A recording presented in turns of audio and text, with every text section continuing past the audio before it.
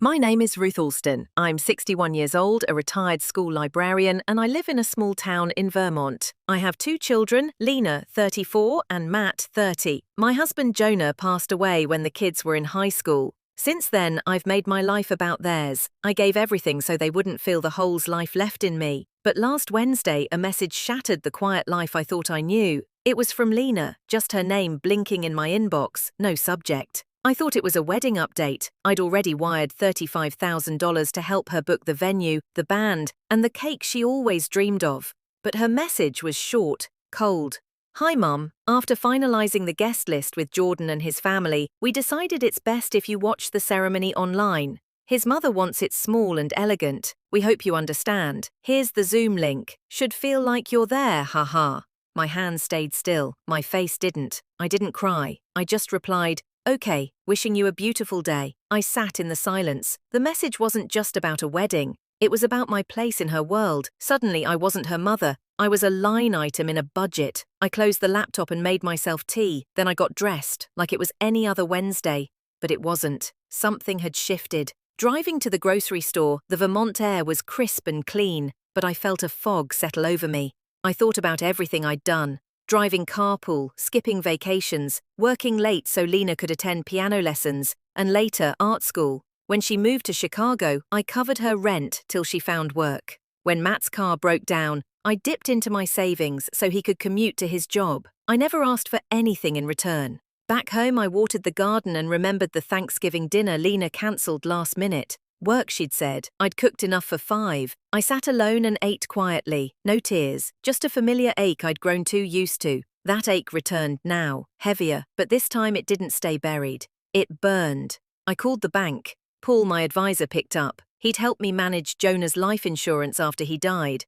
"Hi, Paul," I said, calm as ever. "I need to cancel an outgoing transfer, the one to the Redwood estate." There was a pause. "You're just in time. It was scheduled for 3 p.m. today. May I ask why?" "Plans changed," I said. I could almost hear his eyebrows raise. "All right, no problem. You've saved $45,000. "Thank you, Paul," I said. "You've been good to me." By that evening, Lena had called 5 times. Matt twice. I didn't answer. I made tomato soup, curled up in my armchair and opened a novel I'd been meaning to read. I didn't feel cruel. I felt centered. The next day, Matt showed up. "You okay?" he asked. He looked worried. I nodded. "Lena's losing it, says you're bailing on the wedding."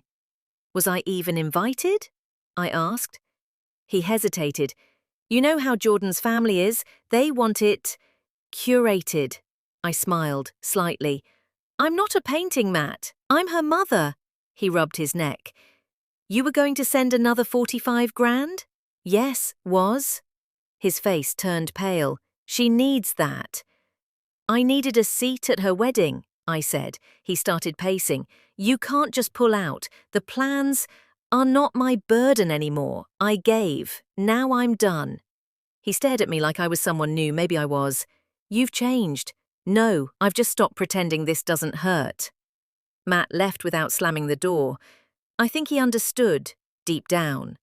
The next morning, Lena's messages filled my phone. "Mum, we need to talk. This is too far. You're hurting everyone." I let them pile up. Then came the real one. "We lost the venue. They won't hold the date. Jordan's mum is furious. We need your help, please." There it was. Not regret, just need.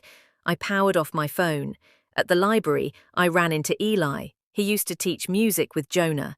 "You look different," he said. I smiled. I finally stopped being invisible. He asked me to lunch. I said yes. We ate paninis and talked about old books, jazz and kids. I told him everything, the wedding, the email, the silence.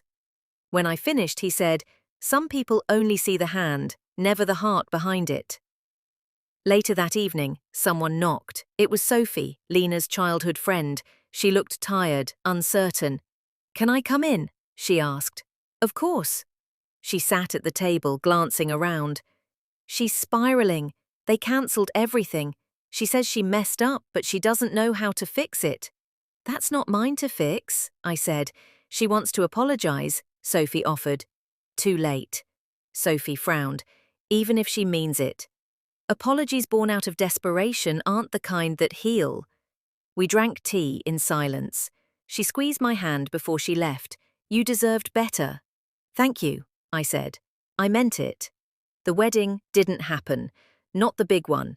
Matt said they did something simple in their backyard. I didn't hear from Lena for weeks. Then an email, long, full of words, half sorry, half blame. I didn't know you felt this way. You should have said something. But I had, 1,000 times. In every unspoken yes, in every dollar, every plane ticket, every night waiting by the phone. She just hadn't listened. I didn't reply. I didn't need to. There was no rage left in me, just stillness. I got a cat, started painting, joined a book club, life quiet to mine. I made a rule, if I am optional, so is my help. If love needs proof, it isn't love. If showing up isn't mutual, neither is staying. And here's what I know now. You can give and give until you disappear. Or you can choose to be seen. I chose me, and I'm not sorry.